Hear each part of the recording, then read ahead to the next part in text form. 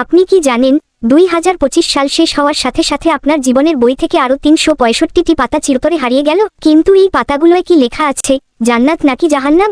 দেখতে দেখতে 2025 সালটি আমাদের মাঝ থেকে বিদায় নিচ্ছে। ক্যালেন্ডারের পাতা বদলাচ্ছে, কিন্তু আমরা কি বদলেছি?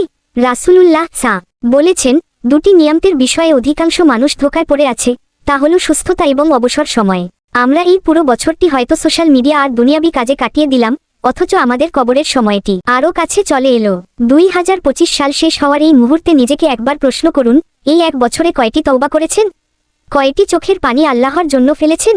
বছর শেষ হওয়া মানে শুধু সময় শেষ হওয়া নয়, বরং আল্লাহর সামনে দাঁড়ানোর সময় ঘনিয়ে আসা। তাই আসুন, নতুন বছর আসার আগেই গত বছরের ভুলের জন্য ক্ষমা চাই এবং বাকি জীবনের জন্য আল্লাহর পথে ফেরার শপথ করি, কারণ পরের বছরটি দেখার সুযোগ আমাদের নাও হতে পারে। আল্লাহ আমাদের বিগত বছরের গুনাহগুলো ক্ষমা করুন এবং সামনের সময়টুকুকে নেক আমলের তৌফিক দিন। আমিন।